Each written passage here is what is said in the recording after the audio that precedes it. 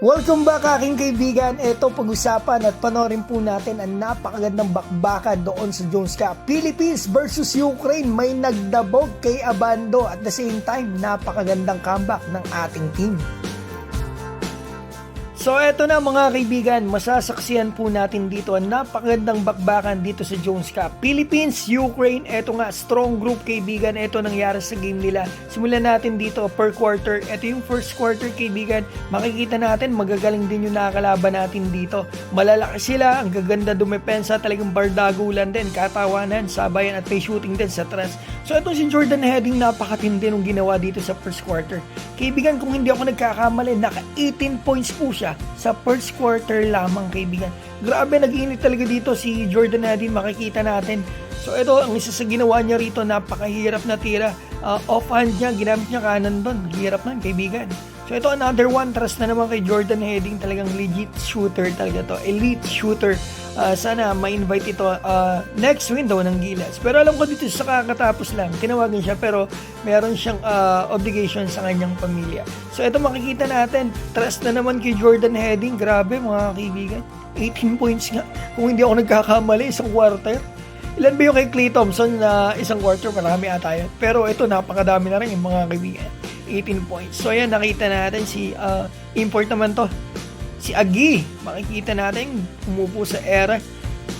So ito, Renz Abando. Tingnan nga natin kung bakit nagdabog yung kalaban. Oh, technical yan mga kaibigan. So ayan, makikita natin. Ito, nagsasabihan ng coach niya.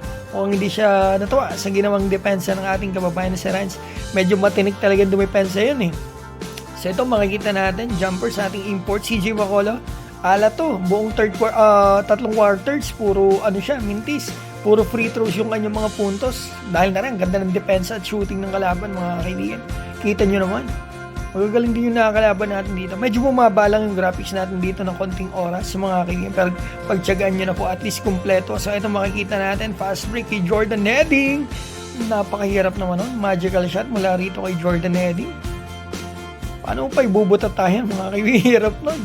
Next one, Jordan Heading. So, ito. Lilinaw na ulit yung video natin. Medyo umina ang connection natin. So, ito. Makikita natin dito. Fourth quarter. Napakaganda na nangyari, kaibigan. Kasi noong third quarter, nihirapan talaga tayo. Umabante pa sa atin ng Ukraine. Hirap tayo makapuntos ng third. So, ito nangyari sa fourth. Umabot tayong magic bunot. Ang ganda na nilaro din ni Kiefer. Although 10 points lang si Kiefer, pero kita nyo, ang ginagawa niya rito, ang ganda ng pasa kay Kwame.